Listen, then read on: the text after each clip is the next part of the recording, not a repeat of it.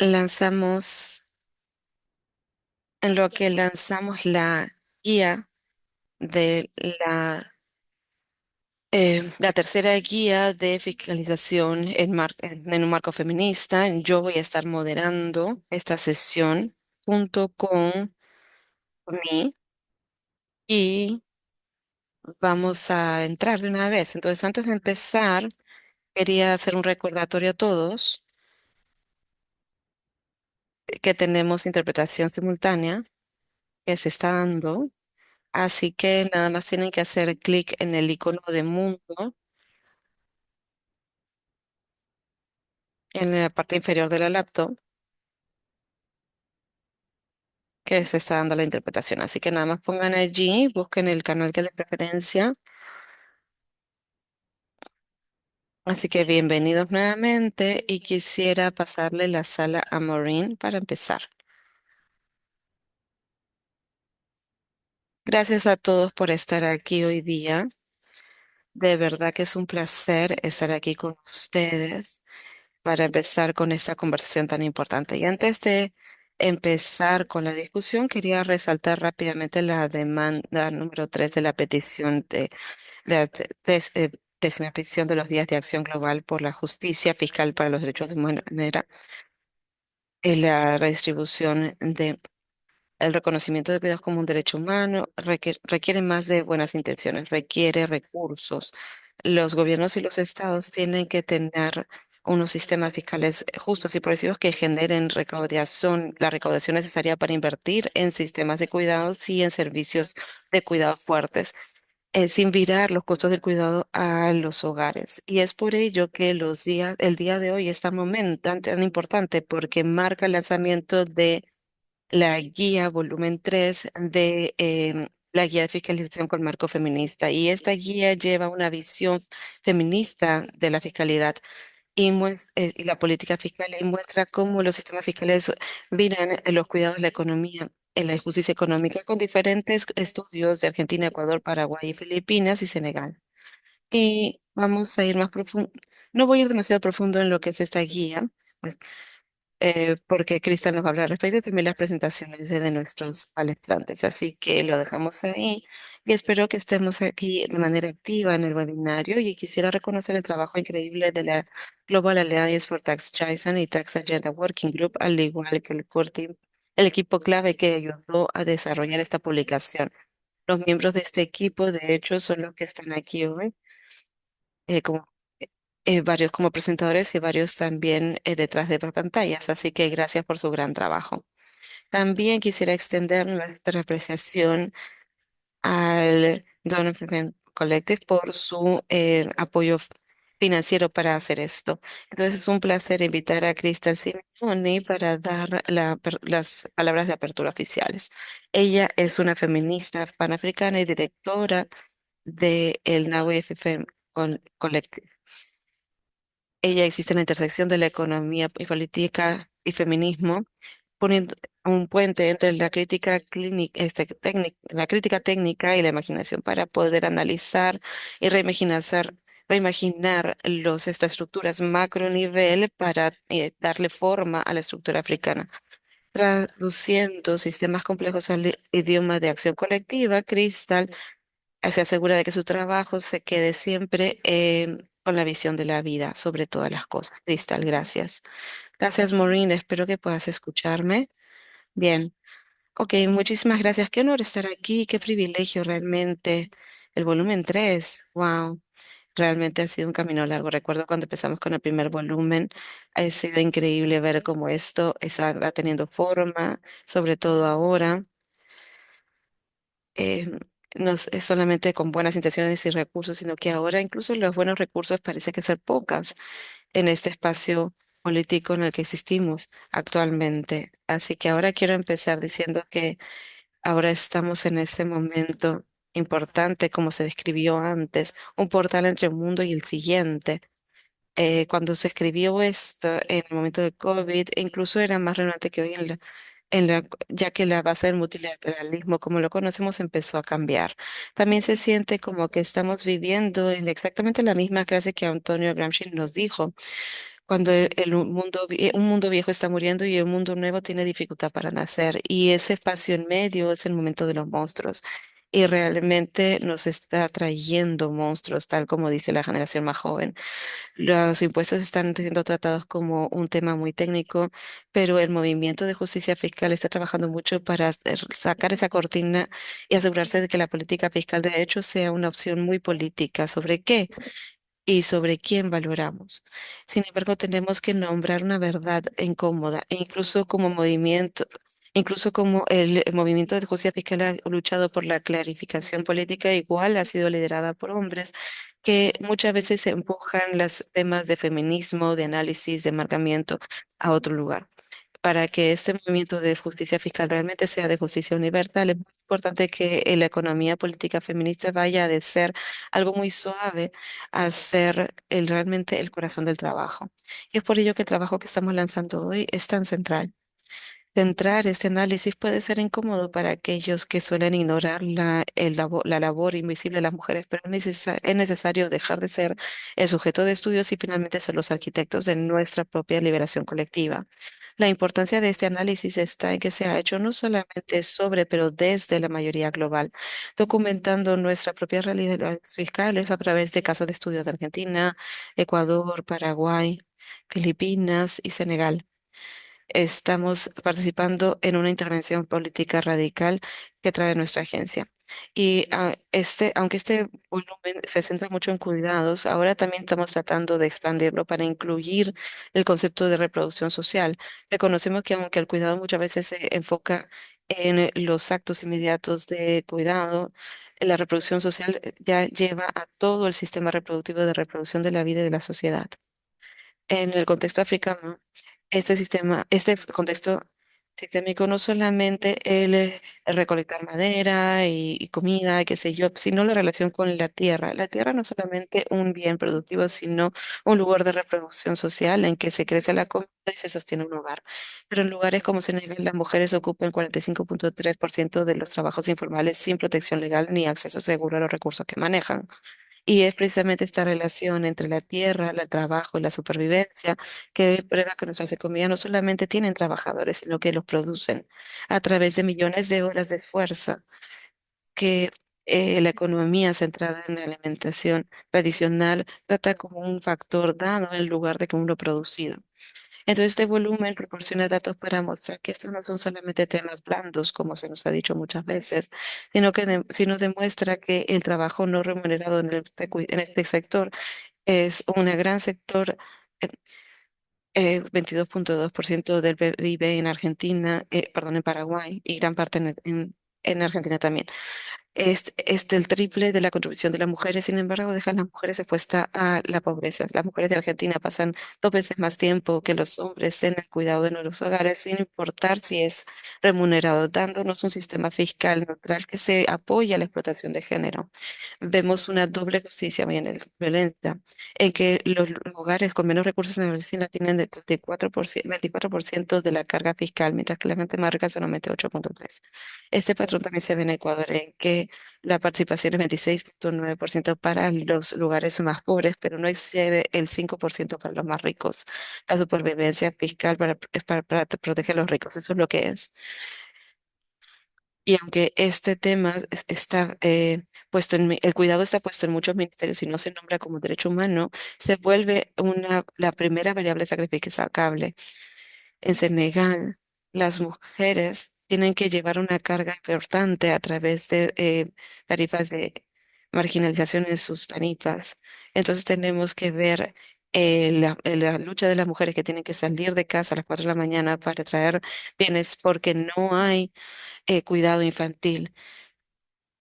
Estamos buscando un cambio de la fiscalidad para extraer para la fiscalidad para cuidar, con medidas como el 5% de fiscalidad a los ricos o también fiscalidad a temas como, o llevar un porcentaje del tabaco, de los impuestos a tabaco y tales a los cuidados.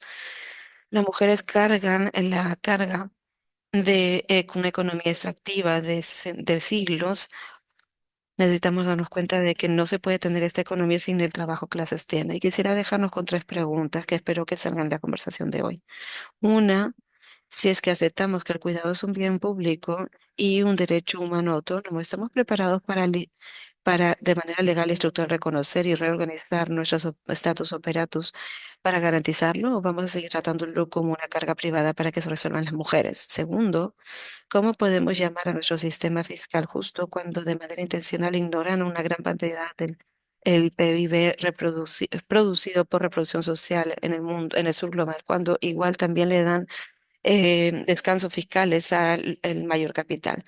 No es que el PIB sea una medida, la única medida, también eso es un arma, pero es una pregunta que hago. Y en lo que el multilateralismo cambia, especialmente ahora con lo que está ocurriendo en el mundo actualmente, el movimiento de justicia fiscal va a seguir tratando a la economía política feminista como algo que es muy superficial, o vamos a realmente traer a gente con una diversidad de género para que nos lidere por este portal y para un mejor futuro. Dejo una pausa y les agradezco mucho. Muchas gracias, Crystal. Em, Muchas gracias por esas observaciones. Espero que nos dé mucho para pensar. Y de hecho nos da una buena base a lo que los demás panelistas van a hablar hoy.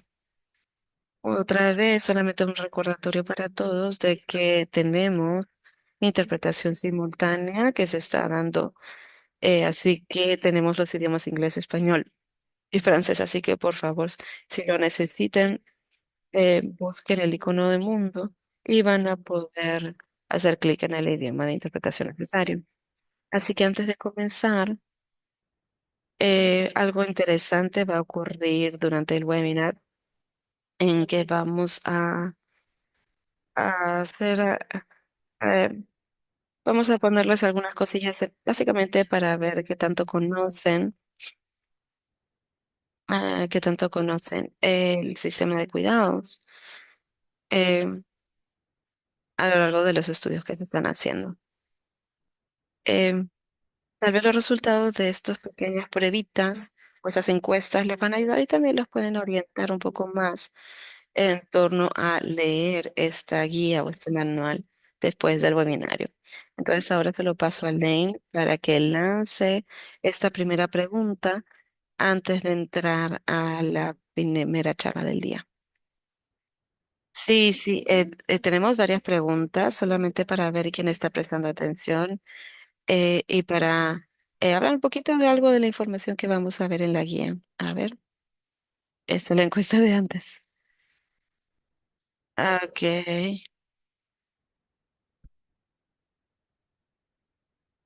vamos a ver, ahí está. Entonces espero que todos puedan verlo en sus pantallas ahora. La primera pregunta es ¿verdadero o falso? Todos en algún punto de su vida requiere el trabajo de cuidados para sobrevivir. Todas las personas en algún momento de su vida necesitan cuidados para sobrevivir. Empecemos ahora. Tenemos un minuto para esto. ¿Un minuto? ¿2 minutos? Solamente un minuto. Más o menos un minuto y medio, de hecho. Pero espero que lo hagamos más rápido. Entonces, tenemos bastante votos ya, así que lo vamos a cerrar. Y parece que todos lo han dado bien. Todos en algún momento de su vida va a recibir cuidados o va a necesitar recibir cuidados para sobrevivir. Muy bien. Ahora tenemos uno más. Una pregunta adicional antes de seguir adelante.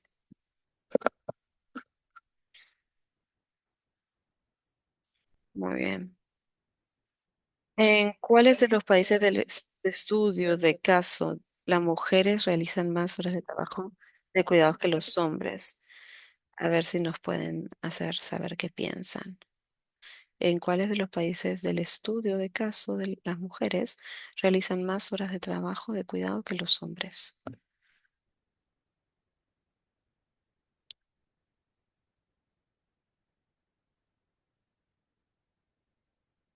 Muy bien, entonces lo cierro acá también.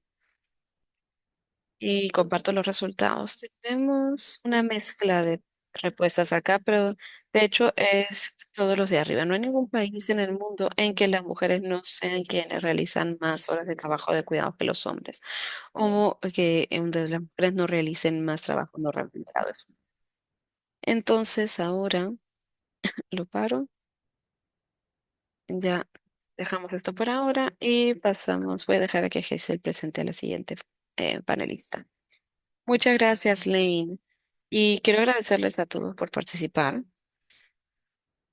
Claramente conocen bastante, ¿no?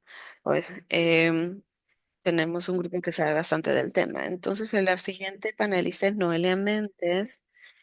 Ella es economista feminista y está en Buenos Aires, Argentina, con un título de Economía de la Universidad de Buenos Aires, donde también bien cursó un máster en Economía. Ella es copresidenta del Comité de Jóvenes Académicos de la IAFE y forma parte del grupo coordinador del proyecto Don Feminist Global South Feminist Perspective on Macroeconomics, el proyecto de Feminista del Sur Global con perspectivas sobre la macroeconomía. También es becaria de la iniciativa de becas en Oxfam para la reconstrucción del pensamiento económico global para una era post-neoliberal. Te lo paso, Noelia. Muchas gracias, Hazel. Y de hecho voy a hablar en español en caso quieran ir a la interpretación. And choose your preferred language. Um, Voy a empezar con algunas impresiones para compartir hoy sobre el marco teórico, porque cuando empezamos a pensar esta tercer guía en el 2024 partimos de una pregunta clave, que tienen que ver los impuestos con el cuidado. Y la verdad es que tienen mucho que ver, para nosotras que venimos trabajando el tema es bastante obvio, pero nos dimos cuenta de que no era tan obvio tampoco para el resto y mucho menos para la gente que trabaja impuestos. Los impuestos se usan para financiar las condiciones que hacen posible la vida en la sociedad. Por ejemplo, los servicios públicos de salud y educación, los cuidados de larga duración para personas con discapacidad y personas mayores. Se pueden financiar licencias por maternidad y paternidad, garantizar ingresos mínimos para quienes más lo necesitan, y también se pueden usar los impuestos para construir sistemas de agua potable, infraestructura básica sin la cual la supervivencia se hace difícil. Eh, pero cuando vamos a ver cómo están diseñados los impuestos, vemos que los sistemas tributarios del mundo no están funcionando, nos están fallando a las personas que vivimos de nuestro trabajo, en especial a las mujeres y a las diversidades, y en especial a quienes vivimos en el sur global. Mientras una minoría de varones ultra ricos, al mando de grandes compañías financieras o corporaciones extractivas, sacan ventaja de la globalización y del libre flujo de fondos a nivel transnacional para concentrar eh, cada vez más riqueza. eh, y lo hacen a través de complejas estrategias contables financieras facilitadas por consultoras multinacionales como KPMG, EY, entre otras, para pagar menos impuestos en los lugares en donde amasan sus fortunas y desvían sus ganancias y riquezas hacia lo que llamamos guaridas fiscales, en donde prácticamente no pagan impuestos. Y así el resultado es bastante claro. Los estados se quedan sin los recursos necesarios para garantizar derechos básicos, como la salud, la educación, la seguridad social, y el derecho al cuidado, que hoy sabemos que es un derecho autónomo. Cuando el Estado se retira, el cuidado tiene que seguir sucediendo, incluso aumenta, porque hay que sostener la vida igual. Y quien sostiene la vida casi siempre somos las mujeres, con más trabajo no remunerado dedicado al cuidado, ya sea en casos extremos, como teniendo que ir a buscar agua potable para poder tomar o combustible para calentarse y cocinar, hasta dedicar más tiempo al cuidado de las infancias, que tienen pocas o ninguna hora de clase cuando no se financia adecuadamente la educación, o al cuidado de personas mayores, enfermas o con discapacidad, que no pueden acceder a servicios de salud por no poder pagarlos de sus bolsillos.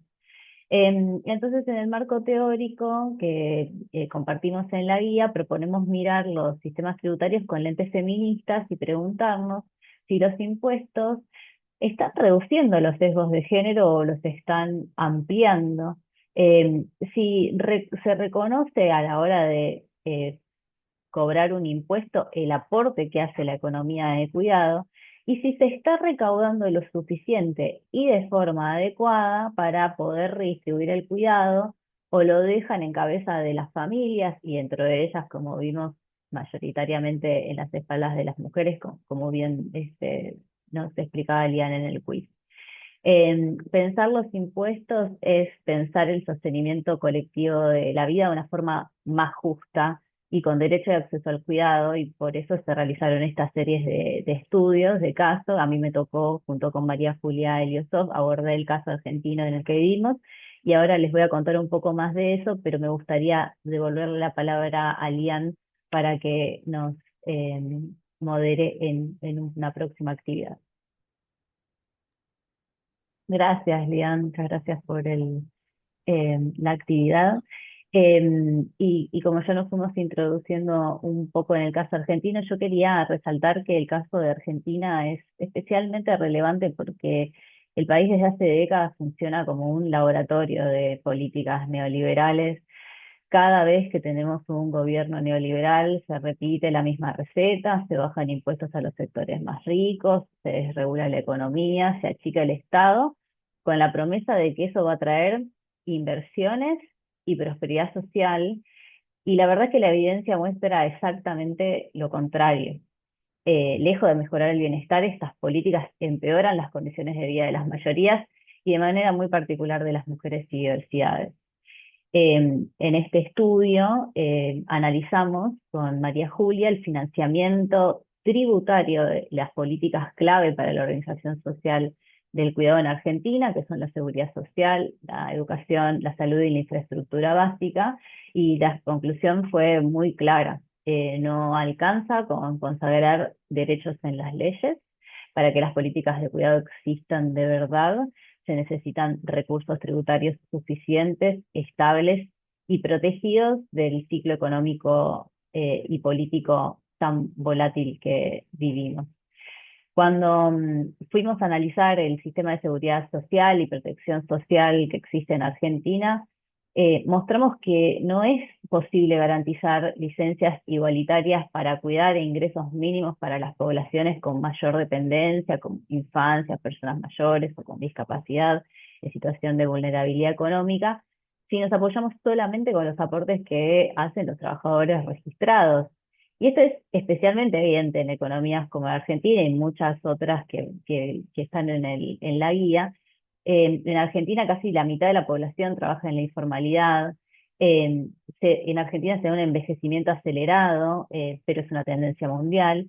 Y además estamos insertos todos en un contexto global en el que el crecimiento económico depende cada vez menos del trabajo humano directo por el rápido cambio tecnológico, la robotización y la inteligencia artificial.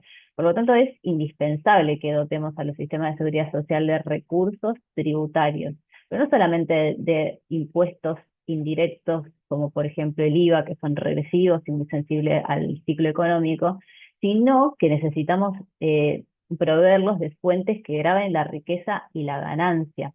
Que eso hoy en día no existe en Argentina, y en especial las ganancias extraordinarias de quienes prosperan, incluso y especialmente en contextos de crisis múltiples como las que vivimos. Otra conclusión de el trabajo es que se vuelve urgente proteger los recursos tributarios que se destinan a la salud y a la educación de la voracidad de los acreedores. El caso argentino muestra que a través del endeudamiento una parte importante de los recursos del Estado quedó comprometida primero a pagar la deuda antes que a financiar otras políticas públicas básicas, cuando se puso como garantía del repago directamente la recaudación pública. Y así la educación, la salud y el cuidado quedan relegados a un lugar de variable de ajuste. Eh, con nuestros impuestos en Argentina primero se paga la deuda y la vida viene después. Y la Argentina es un caso particular porque logra recaudar una importante cantidad de recursos en comparación con la región, casi un tercio del producto es lo que se recauda, y lo equipara con la capacidad recaudatoria de países desarrollados. pero esto lo hace en base a una fuerte dependencia de impuestos regresivos como el IVA. Y para reducir el peso de esos impuestos indirectos, que aplican obviamente un mayor esfuerzo relativo para quienes menos tienen, es condición necesaria fortalecer la recaudación de los impuestos directos. Esto implica gravar más a quienes más tienen, los ultra ricos, las grandes corporaciones multinacionales, y también a quienes obtienen rentas extraordinarias desarrollando actividades extractivas que ponen en riesgo la vida y el ambiente, como el agronegocio concentrado, la minería a cielo abierto, el fracking. Enfrentar estos intereses económicos altamente concentrados no es posible desde la política fiscal nacional aislada. Se requiere fortalecer la cooperación y la coordinación internacional en materia tributaria para limitar la evasión, la elusión, la fuga de capitales con acciones contundentes, impuestos mínimos globales a las grandes multinacionales relevantes, y también incorporar impuestos mínimos globales a los ultra ricos que sean ambiciosos, que sean capaces de generar flujos de ingresos significativos para poder financiar las políticas públicas de cuidado. Y se requiere también mejorar la transparencia y trazabilidad y los sistemas de información fiscal para saber quiénes son los que están pagando sus impuestos y quiénes no, y quiénes se benefician del orden tributario actual. Estas debilidades que muestra el sistema tributario argentino se vuelven críticas en el contexto actual que estamos viviendo en el país, con el gobierno de Javier Milei, que impulsó una política explícita de destrucción del Estado y donde el ajuste vuelve a recaer sobre quienes menos tienen. Así que asegurar el financiamiento del cuidado no es solo una discusión técnica, es una disputa política central del modelo de sociedad que queremos, y nosotras con María Julia, cuando escribimos este trabajo, y creo que comparten las colegas de la guía, queremos construir sociedades del cuidado para el 99% de la población y no zonas de sacrificio para la acumulación de riquezas del 1%. Lo dejo por aquí. Muchas gracias.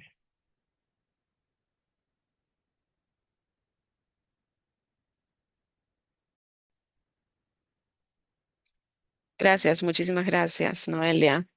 Muy buena, muy bueno el que nos has mostrado. Quería introducir a la segunda panelista.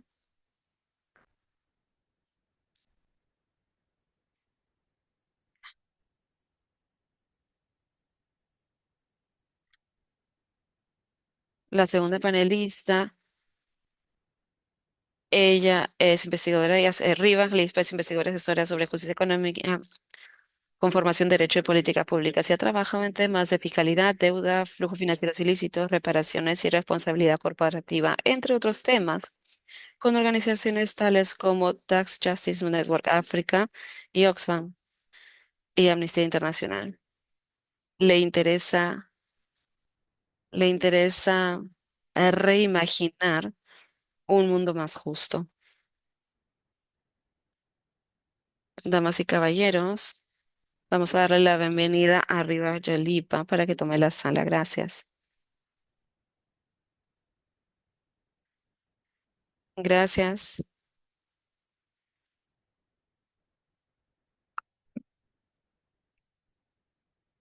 ¿Ponemos primero la pregunta o empiezo? Sí, vamos a hacer la pregunta primero, dale. Ok. Entonces, una pregunta más de encuesta es un poco sobre la información que nos va a presentar Lima, y es sobre las Filipinas. De nuevo, toda esta información viene directamente de el tercer volumen de la guía de Enmarcando la Fiscalidad Final, Feminista, ¿ya? Entonces, de la Filipinas, ¿verdadero o falso? Cada año, 1,5 millones de personas caen en la pobreza debido a los gastos relacionados con la salud en Filipinas. Les doy 10 segundos, ¿qué tal? Antes de compartir los resultados.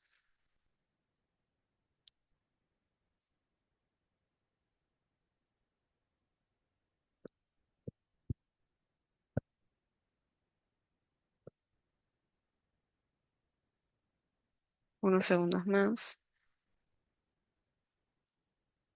Ok, entonces tenemos una variedad de respuestas. Vamos a compartir esto con todo. Entonces la respuesta es, eh, dice, de hecho, el gasto es compromete los gastos de salud son la fuente más fuerte de gastos en las Filipinas y compromete los países. Sí, es verdadero. Entonces, lo vamos a pasar arriba, que nos va a dar más información. Vamos a ver cómo se ve el panorama de las Filipinas. Muchas gracias por invitarme. Quería empezar compartiendo un marco conceptual que la Comisión Económica de las Naciones Unidas para Asia-Pacífico tiene, porque nos ayuda a entender cómo es que las intervenciones en política reconocen cómo necesitan abordar el cuidado. Entonces van a ver que hay 55% es el cuidado de cuidados no remunerado y remunerado, porque es importante porque nos ayuda a cómo reconocer estos trabajos y también reconoce que hay tantas influencias moderadoras como en los hogares y los individuos, el contexto específico del país y las tendencias socioeconómicas emergentes. Entonces, la socialización, por ejemplo, de las normas de género eh, tiene un papel en lo que pasa en las Filipinas, pero también el contexto económico. También siempre le decimos a las personas, eh,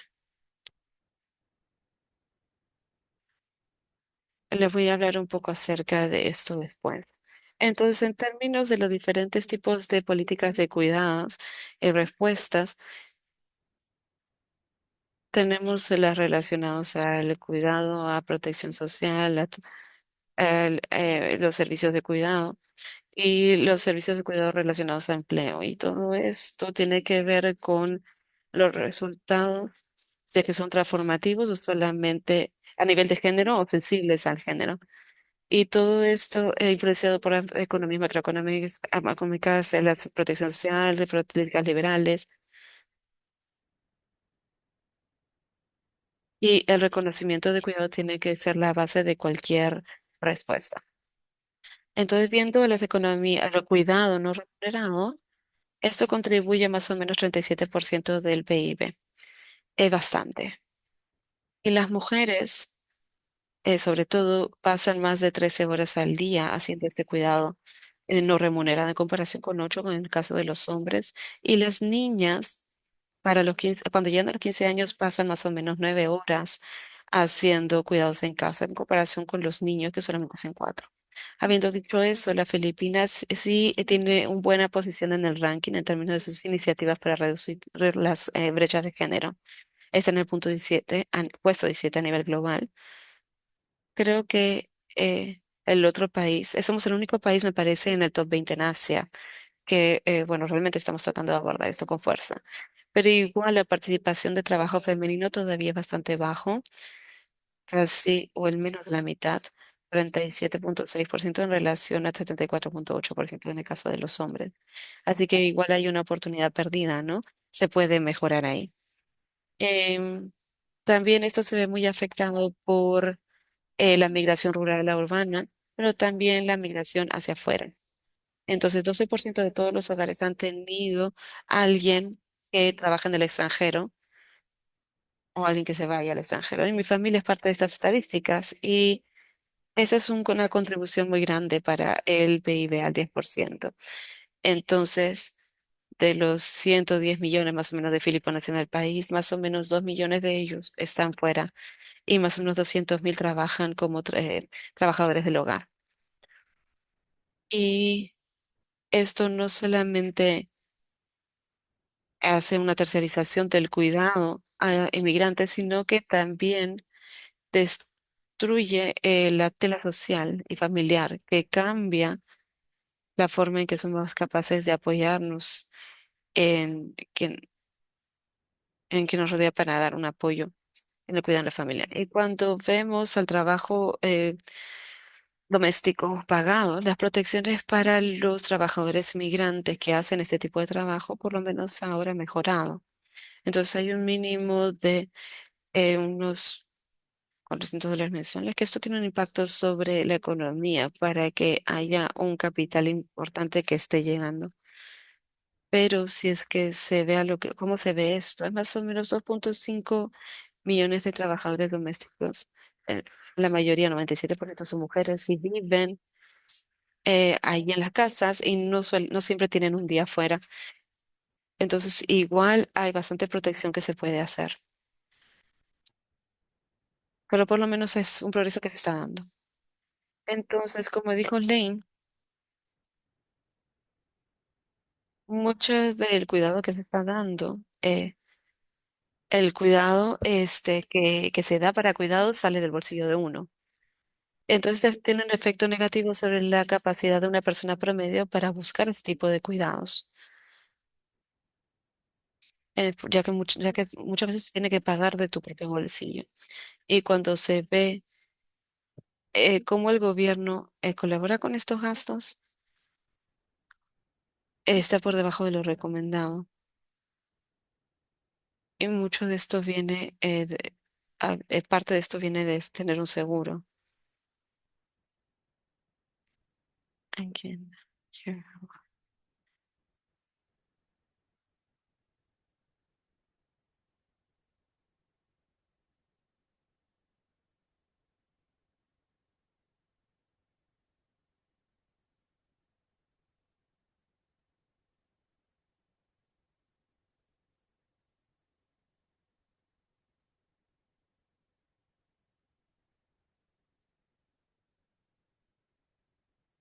Esto, sorry.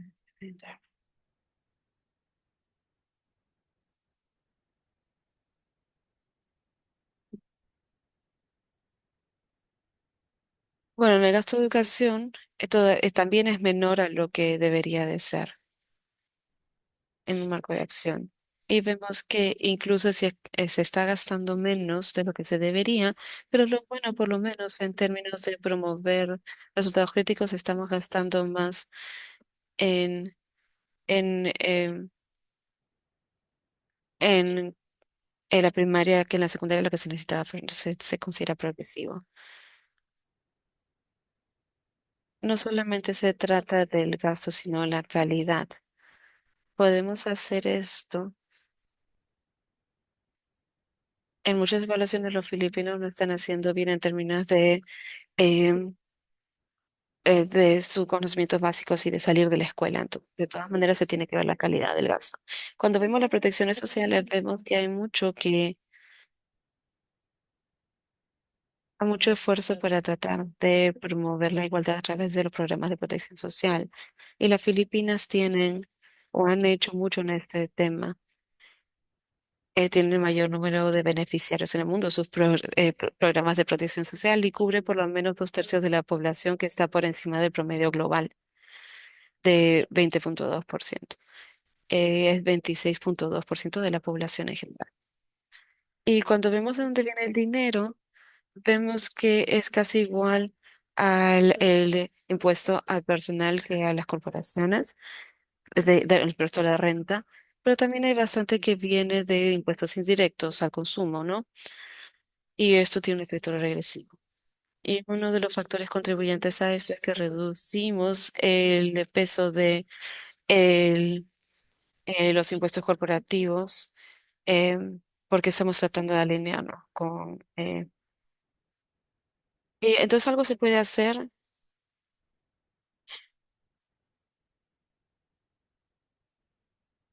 y en ver que estos impuestos tengan un efecto en el financiamiento de cuidados. Entonces, ¿qué se puede hacer en términos de financiamiento?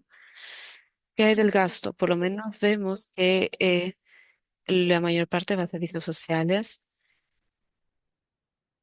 la mayoría va a educación y bienestar o cuidado social, ¿no? Entonces, es una parte, o sea, se ve que hay un intento de gastar más en servicios sociales, pero encontré interesante al ver este estudio es que este fenómeno as- eh, tiene un truco porque eh, eh, eh, tiene una interseccionalidad proporciona ingresos. Pero nuevamente, un hallazgo interesante es que los ingresos de cosas como...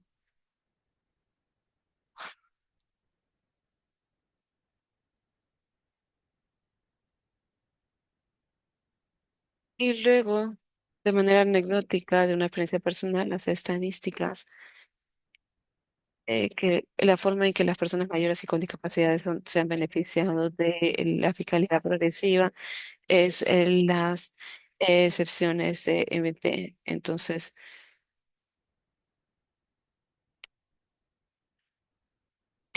solamente para terminar con estas recomendaciones, quería mencionar que hay una fragmentación en términos de financiamiento de salud y no queda claro cómo se asegura de que se beneficien en particular los pobres. También hay tantos programas de protección social que se podrían armonizar y que sean coherentes. Mencioné que no estoy segura de que el análisis costo-beneficio se haya hecho en términos del programa de ingresos en términos de reducir los impuestos al consumo, o perdón, impuestos a la renta. Y los estudios han mostrado que tiene que haber políticas de cuidado nacionales que promuevan la economía igualitaria para reducir las brechas y que debe llevar a más impuestos a la riqueza. Muchas gracias, Riva.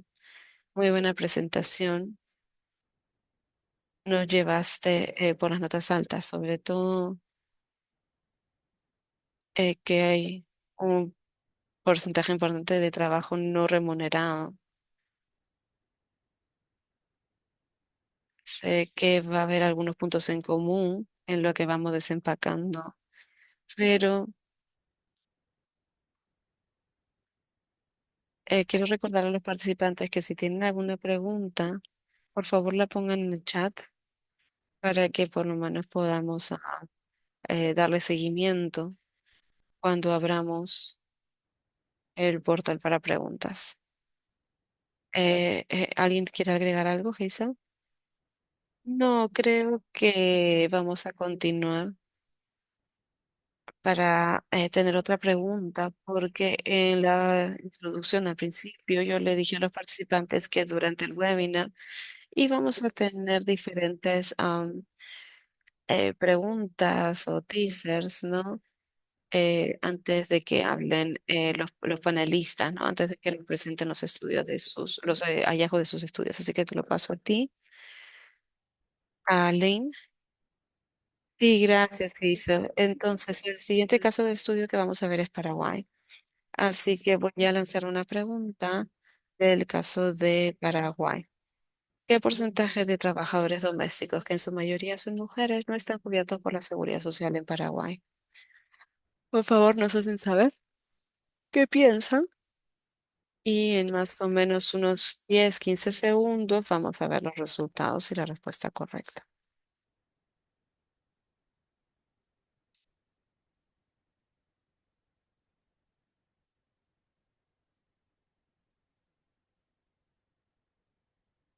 Muy bien, entonces vamos a ver. La respuesta de hecho es 98%, que puede que les sorprenda, pero ahora se lo voy a pasar a Hazel, que va a presentar a la siguiente panelista que va a compartir más acerca de la situación en Paraguay. Muchas gracias, Lane. Entonces, nuestra siguiente panelista es Verónica Serafini, economista feminista con un máster en ciencias sociales y doctorado en economía. Actualmente trabaja como especialista en género en Latindad. También es profesora en la Universidad Nacional de Asunción, espero haberlo pronunciado bien, y en la Universidad Católica. Verónica es investigadora sobre mercados laborales, pobreza y desigualdad, las políticas de protección social y financiamiento para el desarrollo con perspectiva de género. Actualmente se centra en cuestiones relacionadas con la política fiscal desde una perspectiva de economía feminista y en particular en las oportunidades de financiación de las políticas de cuidados en América Latina. Te lo paso entonces, Verónica. I am going to talk in Spanish if you want to. Voy, voy a hablar en español si es que quieren cambiar de idioma. Eh, bueno, buenos días desde Paraguay. Un gusto estar aquí después de un proceso interesantísimo de discusión sobre los impuestos y los cuidados.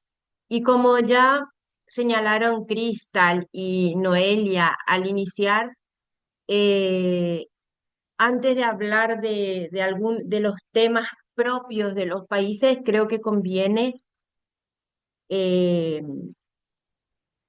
Hey, Veronica, sorry, just I want to just stop you for a little bit. I think people are having so interpretation is available for everyone. So we have interpretation in English, French, and Spanish.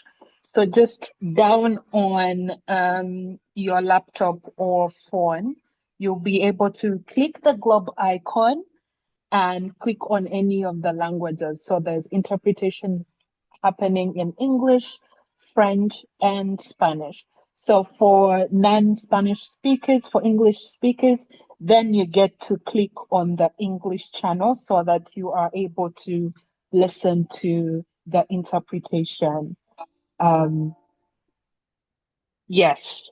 And if the global icon is not very clear, then you can click on more or the three dots and you'll be able to see the globe icon with interpretation. Then you click on English and then we'll be able to listen to Veronica's wonderful presentation. Over back to you, Veronica. And sorry for the interruption. bueno, como dijeron Cristal y Noelia antes, es importante enmarcar el debate del financiamiento de las políticas de cuidados en un marco teórico porque, y enmarcar también el debate tributario en la política fiscal, porque hay vínculos muy cercanos a los que Cristal y Noelia justamente ya se refirieron. Eh, ¿Cuál es el vínculo entre la política fiscal y la reproducción social? Por eso tenemos que discutir el financiamiento y en particular el financiamiento de los cuidados. No nos debería importar solamente discutir a quiénes llegan las políticas de cuidados, quiénes se benefician, cómo se distribuye, si mejora la distribución del tiempo entre hombres y mujeres, sino fundamentalmente quién financia esas políticas. En nuestros países, y me refiero principalmente a América Latina, nuestros sistemas tributarios son bastante injustos. Están sostenidos por impuestos indirectos y sobre todo impuestos al consumo. Y como tenemos baja cobertura de seguridad social, también es bajo el aporte del empleador o del patrón en algunos, que sería el aporte del capital. Entonces, con sistemas tributarios injustos y con bajas coberturas de seguridad social, el capital está aportando poco y al final terminan aportando trabajadores y trabajadoras al sistema tributario y mujeres porque consumen y terminan pagando impuestos indirectos como los impuestos al consumo. Por eso es importante pensar en, además de los montos que se financian, quiénes pagan esos impuestos y esas contribuciones. Y también se habló de un tema muy importante hoy en América Latina y en el mundo, que es el alto peso que está teniendo la deuda.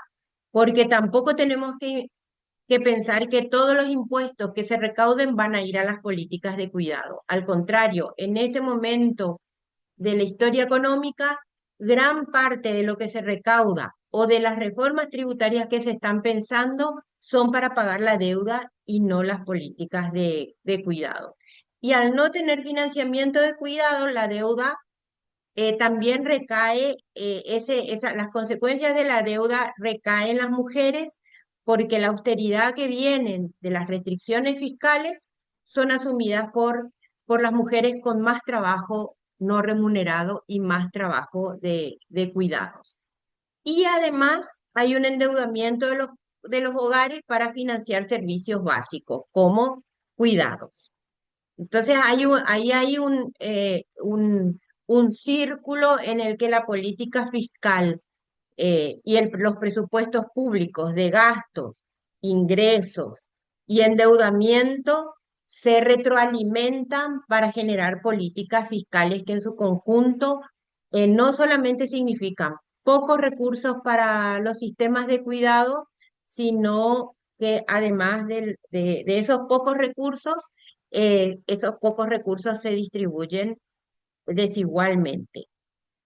Y la política fiscal debería tener como principal objetivo la reproducción social y dentro de la reproducción social están los cuidados. Sin reproducción social no habría vida, pero tampoco habría Producto Interno Bruto, tampoco habría crecimiento económico, tampoco había posibilidades de pagar la deuda. Por eso es importante que eh, los sistemas tributarios sean justos y tanto el capital como los más ricos financien y contribuyan a financiar los cuidados que son parte de la reproducción social. Pero no solamente hay un vínculo con la reproducción social o con la economía. En general, en todos nuestros países basamos nuestros contratos sociales en la vigencia de los derechos humanos y de las libertades. Y mientras los cuidados recaigan sobre las mujeres, no hay oportunidades de garantizar derechos humanos, el derecho a un ingreso, el derecho humano al trabajo, el derecho a una vida recreativa, el derecho a poder elegir qué tipo de empleos quieren las mujeres.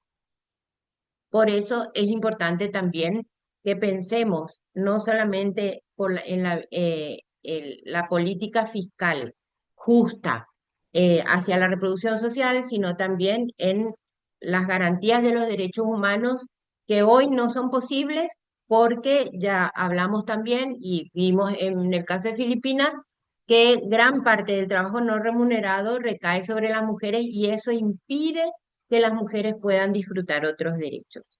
Y desde el punto de vista instrumental, también podemos hablar que los cuidados tienen retornos económicos, tienen retornos, por ejemplo, en el Producto Interno Bruto.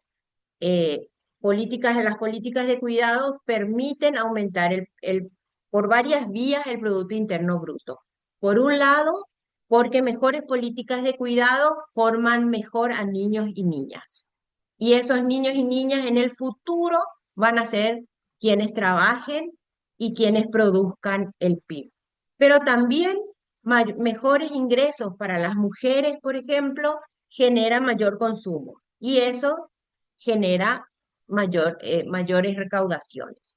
También permite un trabajo formal de las personas que cuidan, que en su mayoría son mujeres, generan aportes a los sistemas de seguridad social en un momento en que, por ejemplo, América Latina está envejeciendo muy rápidamente y necesitamos fortalecer los sistemas jubilatorios que son de reparto o solidarios.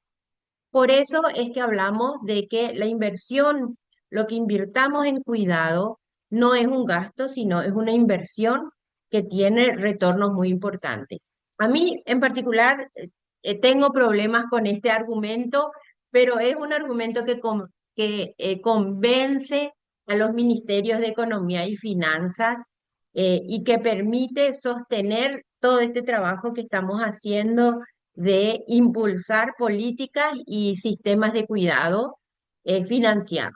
Pero como decíamos, ese financiamiento, eh, no cualquier financiamiento, tiene que ser un financiamiento justo para que toda la población y sobre todo los que se benefician del crecimiento económico sean quienes financien los cuidados. No sería un financiamiento justo si las propias mujeres son las que terminan financiando las propias políticas que ayudan a reducir el trabajo no remunerado y el trabajo de cuidados.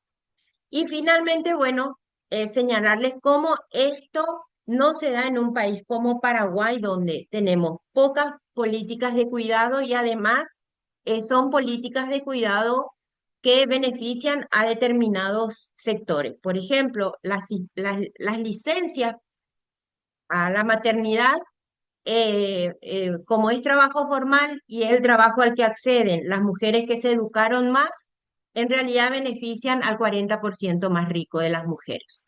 No están beneficiando a todas las mujeres porque la mayoría de las mujeres en Paraguay trabajan en el sector informal. Servicios de atención están llegando un poco más a eso, pero la cobertura es bajísima. Y una política que últimamente se fue ampliando y que hoy llega a gran parte de los niños y niñas escolarizados es el almuerzo escolar. ¿Por qué yo incluyo el almuerzo escolar como una política de cuidado? Porque permite extender la jornada educativa. Y al permitir extender la jornada educativa, permite que las mujeres tengan más opciones, menos carga de trabajo remunerado, pero también más opciones de empleo.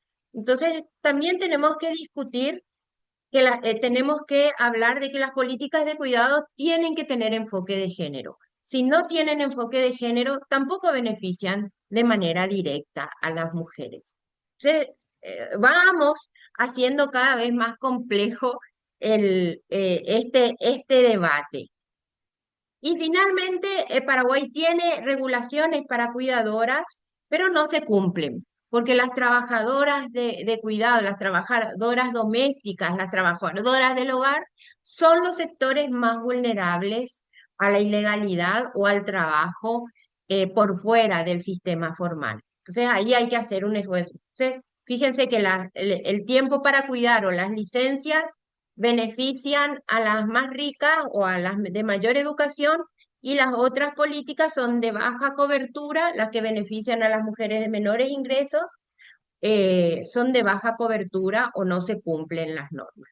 Entonces, en conclusión, por el lado de las políticas de cuidado, tenemos que sobre las mujeres paraguayas recae el mayor peso de los cuidados y están subsidiando la economía, porque subsidian el crecimiento económico porque están aportando alrededor del 17% de un trabajo que es necesario para producir. Sin ese trabajo no remunerado, sería imposible que la gente salga, que los trabajadores salgan a trabajar 50 horas diarias como trabajan en Paraguay. Y por otro lado, por el lado del financiamiento, también es un financiamiento injusto, porque gran parte, primero, recaudamos poco, segundo, recaudamos más impuestos indirectos que impuestos directos, es decir, los más ricos y el capital no están pagando los impuestos que deberían pagar y tampoco están pagando la seguridad social por su baja cobertura. Tenemos exoneraciones tributarias, si bien son las más bajas de América Latina, la mitad de esas exoneraciones tributarias benefician de nuevo al capital, por lo tanto ahí hay un espacio para evaluar y analizar si realmente a quién beneficia. Y tenemos altos niveles de evasión y elusión, donde están incorporados los flujos financieros ilícitos, que Thank you, Veronica. están, ya termino, están centrados en transnacionales de la soja. Entonces, por un lado tenemos políticas de cuidado de baja cobertura y fragmentadas y por otro lado tenemos un financiamiento injusto. Esta combinación hace que, por supuesto, tengamos que hacer un gran esfuerzo por cambiar tanto las políticas de cuidado por el lado del gasto como la política tributaria por el lado de los ingresos. Y ahí me quedo. Muchísimas gracias. Muchísimas gracias, Verónica, por mostrarnos el nexo entre la economía y la reproducción social. Y me gustó mucho lo que dijiste cuando dijiste que lo que se gasta en cuidados, de hecho, es una inversión y no un gasto, y que el género y las políticas de cuidado que nosotros o las políticas de cuidado que tenemos deberían ser enfocadas en género. Ahora, ¿quién está listo para otra pregunta? Ok, Elian, dale, puedes lanzar la pregunta. Ok, ahora vamos a escuchar acerca de Senegal. Entonces la pregunta es, ¿qué porcentaje de las empresas senegalesas operan en el sector informal? Y nuevamente les doy a todos 10, 15 segundos para que nos hagan saber qué piensan.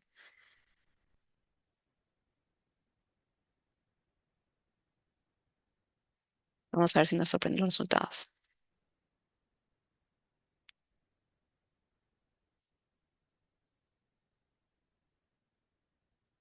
Ok, unos segundos más si quieren adivinar y les muestro los resultados.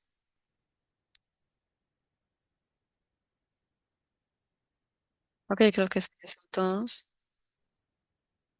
Entonces la pregunta correcta de hecho es que el 97%, que pues a mí me sorprendió de hecho bastante cuando leí el estudio del caso, así que se lo paso de una vez a Hazel para que presente a nuestra siguiente panelista, que va a explorar un poquito más acerca de qué significa esto para las autoridades tributarias en Senegal. Muchas gracias, Lane. Nada más un recordatorio rápido de que cuando tenemos la interpretación simultánea disponible, sí, es que sepan esto, pero también en lo que continuamos con el webinar, por favor, asegúrense de colocar cualquier pregunta o comentario que puedan tener en, ya sea en el chat o en la casilla de preguntas y respuestas. Em, También, finalmente, sepan que María ha estado colocando bastantes recursos en el chat acerca del trabajo que está haciendo Trinidad. Así que por favor asegúrense de revisar eso. Entonces, nuestra siguiente panelista de Senegal es Mariam Diem. Ella es doctora de Derecho Público, especializada en financiamiento público y fiscalidad. Tiene una tesis de doctorado titulada Interpretación del Derecho Fiscal en países negrofrancófonos, ejemplos de Benimal y Senegal, y puso las bases académicas para la experiencia. Actualmente es profesora e investigadora en la Universidad de Dakar. Junto con su carrera académica, también trabaja como funcionaria senior del programa de apoyo para el rendimiento de financiamiento público. Te lo paso entonces. Y cuéntanos acerca de Senegal.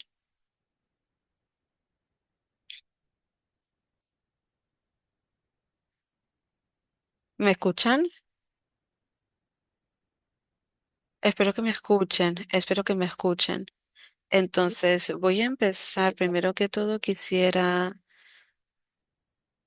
darle las gracias a los organizadores de este webinar. Quisiera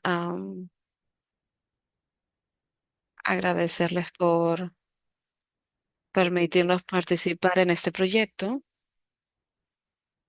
y agradecerles a Verónica, Lane y a todo el equipo. Así que mi intervención va a ser acerca de las protecciones sociales en Senegal, la desigualdad entre los sexos cuando se trata de el financiamiento del cuidado. Mi enfoque va a ser en las mujeres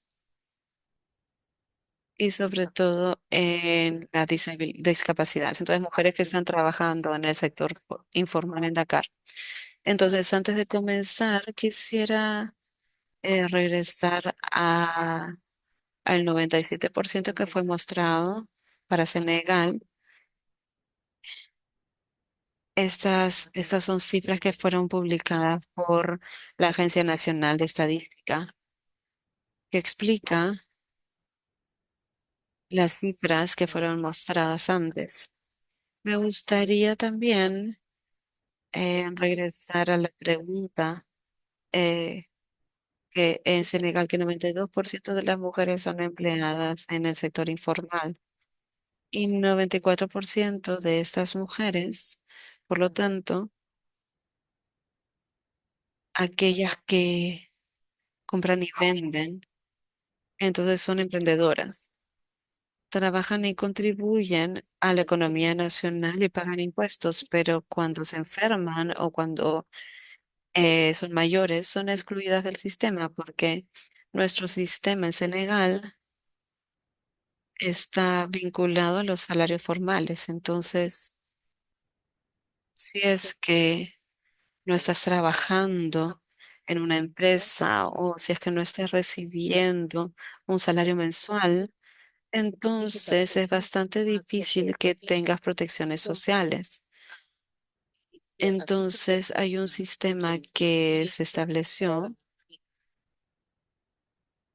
con esta exclusión. Entonces la pregunta del principio es sencilla. ¿Cómo podemos tener un vínculo entre estas mujeres que pagan impuestos y cómo pueden recibir o qué pueden recibir como protección social? Porque tenemos mujeres de las que estaba hablando, mujeres que trabajan en el sector informal y que no tienen una inserción en el mercado, o bueno, más bien que tienen puestos en el mercado y trabajan eh, en el sector de los frutos secos, que es nuestro principal producto. Y hay muchas mujeres que trabajan ahí en la industria de la transformación, en la industria de la manufactura. Entonces está bastante claro que estas mujeres están pagando muchísimos impuestos, pero ahora tenemos un sistema,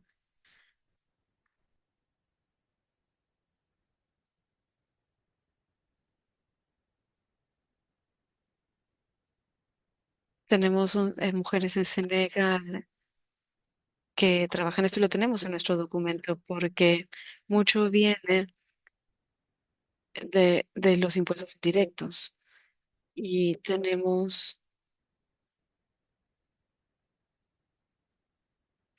l- los únicos impuestos que son una buena parte del presupuesto nacional.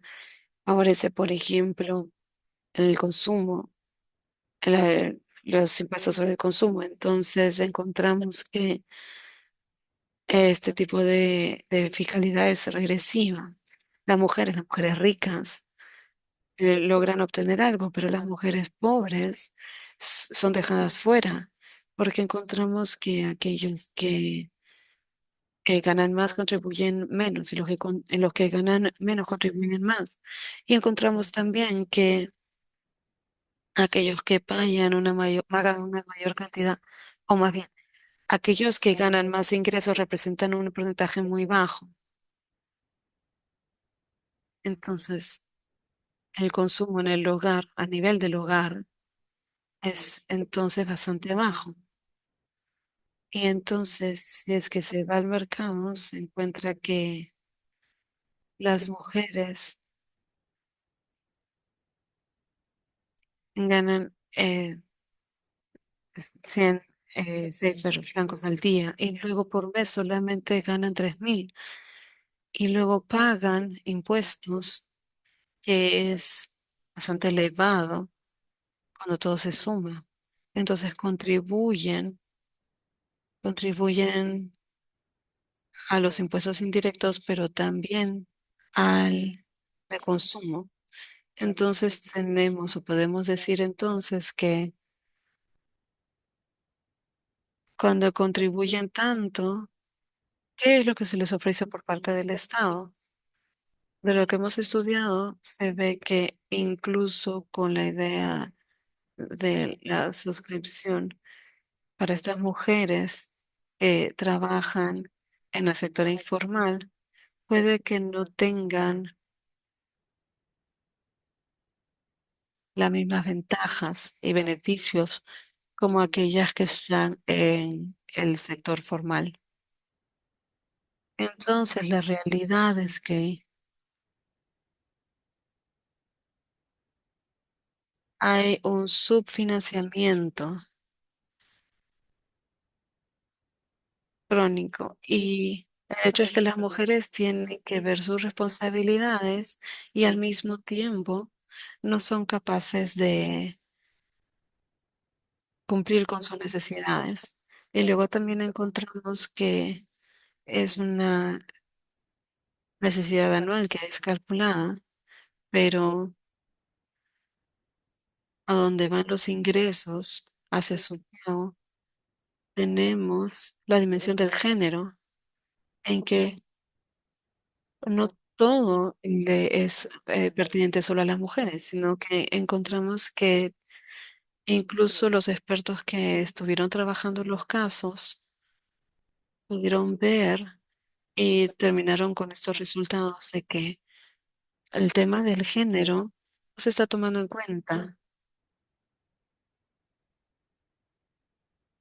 Se encuentra que las mujeres pueden pagar por sí mismas fuera del sistema formal y aún así a los hombres se les hace más fácil el inscribirse para pagar por sí mismos, o registrarse para pagar por sí mismos. Entonces las mujeres tienen menos ventajas incluso allí. Si es que ven lo que se le atribuye al general, las mujeres dicen, nosotros pagamos impuestos, pero no vemos a dónde van. Recaudamos impuestos. Y las mujeres no están rechazando el hecho de tener que pagar, pero están preguntando que nosotros pagamos, pero no vemos a dónde van. Y luego las mujeres también dicen, nosotros somos el mayor porcentaje de la fuerza laboral. En Senegal, las mujeres tienen 4 a 5 hijos y ahora pagan por cada niño, incluso si es solo por ayuda, que ya es tan elevado, porque no tienen un empleo fijo para cada día. Entonces es bastante difícil para ellas, sencillamente el pagar una suscripción mensual, por ejemplo. Entonces encontramos que sería importante tener algún tipo de membresía a un seguro para que las mujeres sean capaces de cumplir con esas necesidades, porque hay demasiado trabajo doméstico que no es remunerado. Hay muchas enfermedades con las que terminan las mujeres eh, y no tienen el cuidado sanitario que necesitan. Algunas de estas mujeres se despiertan a las 4 o 5 de la mañana para salir y trabajar y nos han hecho muchas preguntas en cuanto a qué impuestos indirectos pagan y cómo tienen que gestionarlo. Por ejemplo, en la cárcel ve que no hay guarderías para niños y eso también se tiene que tener en cuenta porque ellos tienen que pagar para que se cuiden a los niños. El acceso a seguros y también el cuidado de niños pequeños para mujeres, para viudas, no tienen acceso a financiamiento. Y algunas sugerencias que se nos pide que preguntemos. Sabemos que hay impuestos que existen. Un minuto más. Que son impuestos que voy a ir a la conclusión. Entonces hay tres cosas acerca de Senegal. Primero que todo, está la política de protección social que excluye a las mujeres, especialmente cuando se trata de cuidados. A estas mujeres no se toma en cuenta por parte de las autoridades. Y lo segundo es que contribuyen, pero no ven qué es lo que hacen sus impuestos. Y luego también está la falta de cuidado de niños pequeños, que luego facilitaría que las mujeres puedan salir a trabajar. Entonces tenemos este tema de la fiscalidad y sabemos que si es que los impuestos se utilizan bien, esto ayudaría mucho Las mujeres no están pidiendo favores, las mujeres solamente están pidiendo entender cómo es que se utilizan sus impuestos. Muchas gracias por su atención. Muchas gracias. Las mujeres no están pidiendo favores, están pidiendo saber sobre cómo es que se utiliza el dinero. Gracias realmente por entrar tan profundamente en el tema de Senegal. Y pueden leer más acerca de los hallazgos de ese tema en la guía. Ahora se lo pasamos a Lane, que va a hacer otra encuesta y luego vamos a presentar a nuestra última panelista para este webinar. Gracias, Hazel. Sí, entonces el último caso que vamos a ver hoy viene de Ecuador, así que vamos a ver qué es lo que sabemos acerca de Ecuador. ¿Cuál es la tasa de de evasión fiscal? ¿Cuál es la tasa de evasión fiscal de impuesto a la renta de las empresas en Ecuador en 2023? Tenemos unos 10-15 segundos y luego vemos cuáles son las respuestas.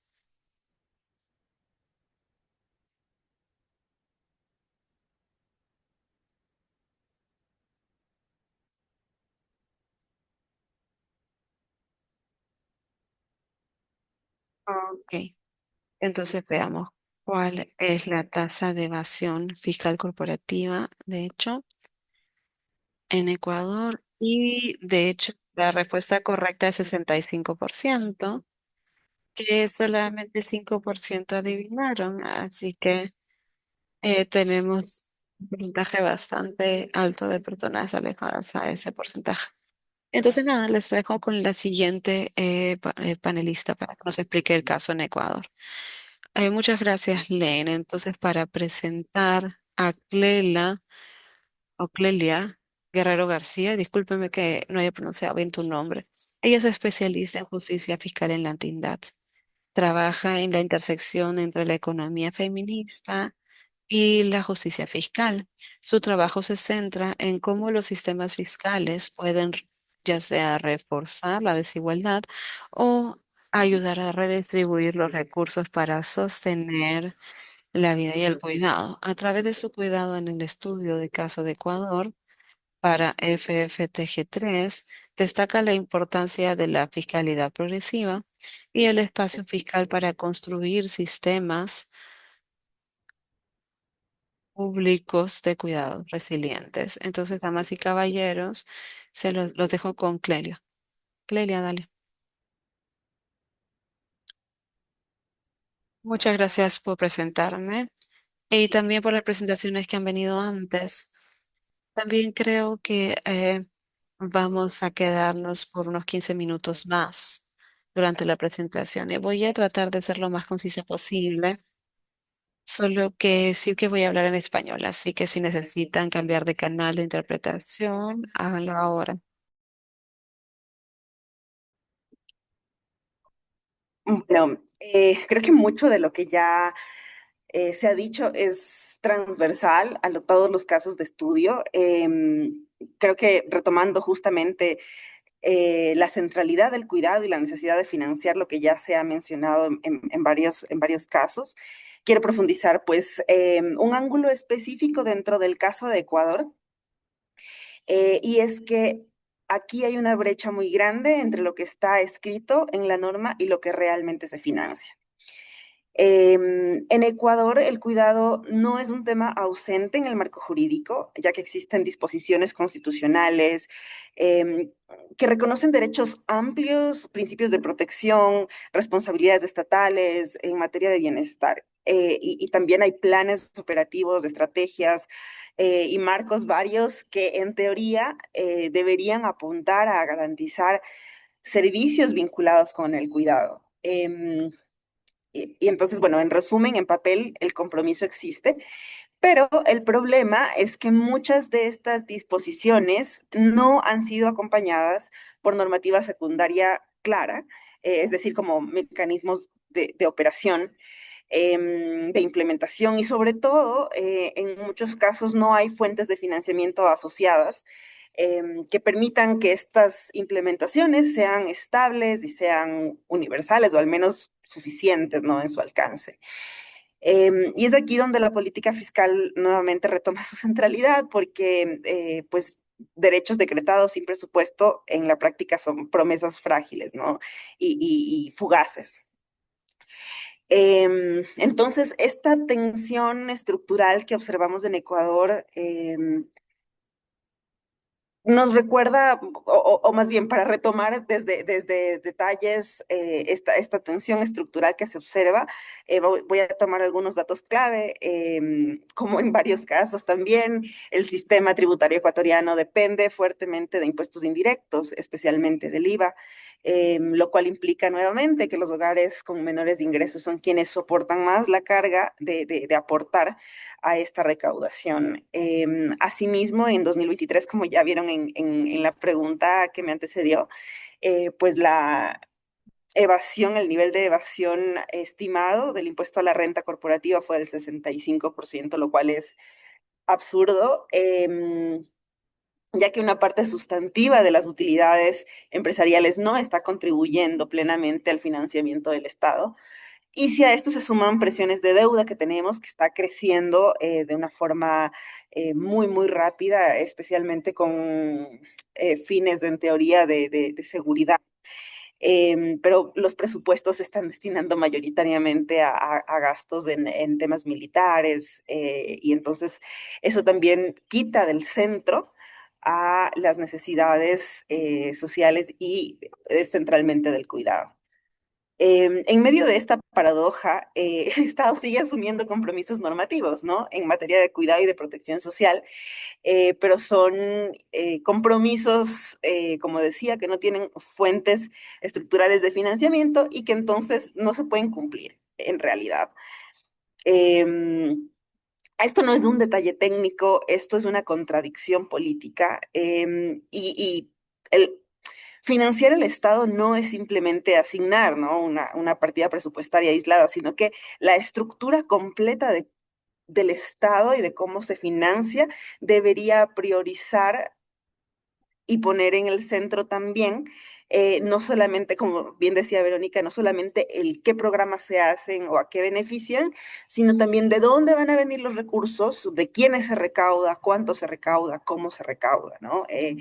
Para justamente evitar estos problemas como las fugas de capitales o la evasión, la elusión, que también son problemas muy graves en nuestra región y en el sur global en general, y en el mundo entero también. Acá, cuando el cuidado recae sobre los hogares, pues sabemos también que dentro de los hogares vuelve principalmente a las mujeres, ¿no? Porque en Ecuador, por ejemplo, pues, también las mujeres dedican 4 veces más de tiempo a cuidar que los hombres, entonces hay una discrepancia súper grande sobre la promoción de igualdad que en teoría se está movilizando versus lo que en la práctica está ocurriendo.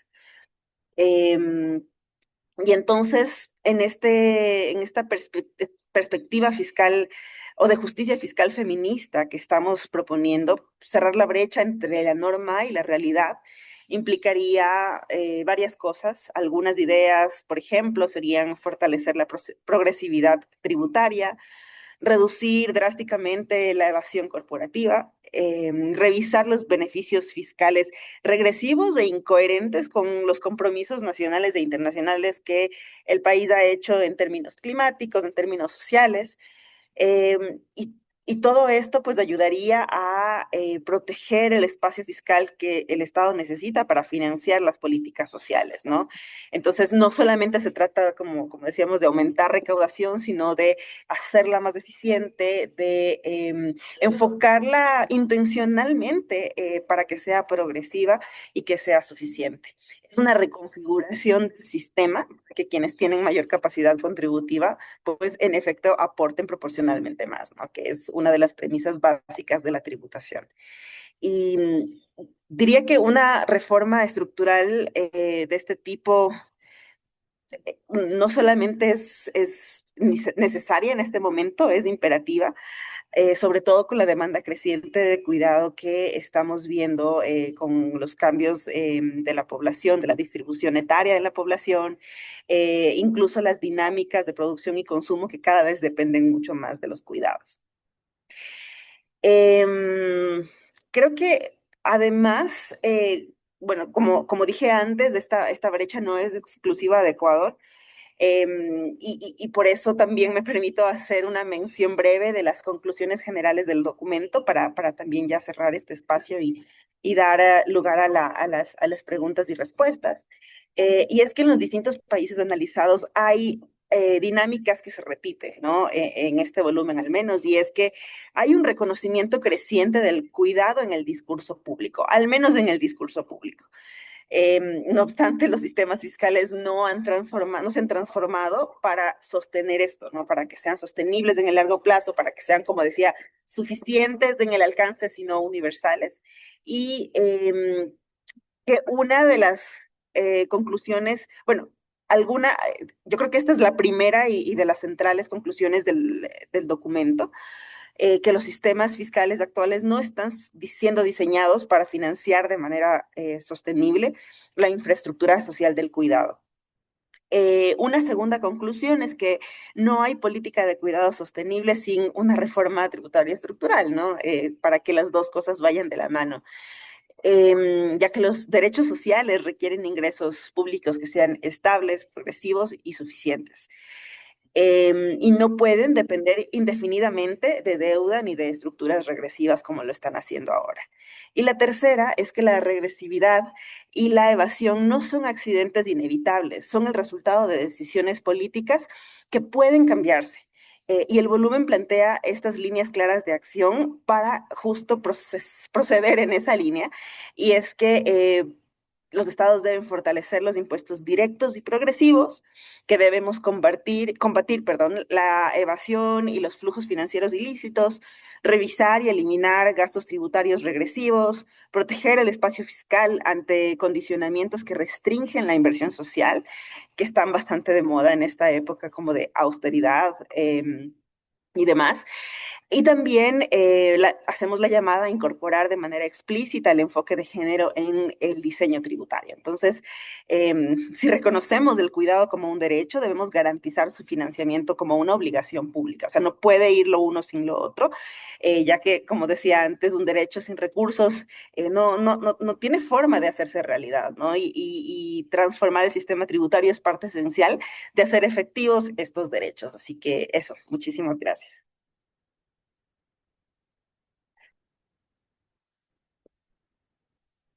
Muchas gracias, Clelia, por cerrar esto muy bien. Em, y, y también por todos los insights, las ideas sobre qué es lo que las personas deben esperar del estudio de Ecuador, pero también de la guía en general.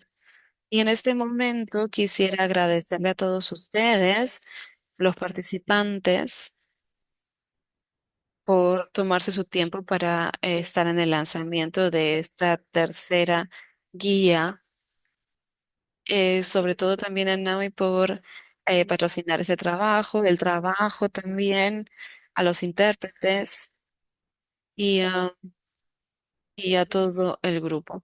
Ahora quisiera pasarle la sala a Alex para que nos dé algo más de información sobre dónde encontrar la guía para poder conocerla y disfrutar los frutos del trabajo de las panelistas. Sí, buenísimo. Muchas gracias, Hazel. Espero que me escuchen bien y gracias a nuestros panelistas tan increíbles y autores de estos casos de estudio tan increíbles. Como dijo Clelia, el sistema que tenemos ahora es una elección política y eso significa que se puede cambiar. Y creo que ahora lo que se busca realmente es tomar acción. Entonces, con eso en el chat he compartido tres vínculos clave. El primero es la guía demarcando la fiscalidad feminista. Entonces, lo estamos lanzando ahora, justo hoy, y gracias por ello. Y luego el resto de la campaña de los 10 días globales de acción para la justicia fiscal por los derechos de la mujer. Espero que todos puedan participar en la agenda, participen en los eventos, que de hecho está en el tercer link, porque ya estamos de hecho por la mitad de la semana de acción y todavía tenemos eventos muy buenos para asistir. Entonces con eso realmente les quería dar las gracias por su tiempo, por estar aquí hoy y esperamos poder continuar con este trabajo tan importante en conjunto. Gracias. Gracias, Alex. Y eso sería todo por nuestra parte. Muchísimas gracias por quedarse hasta el final. Y buenos días, buenas tardes y buenas noches de todos nosotros a todos ustedes. Hasta luego.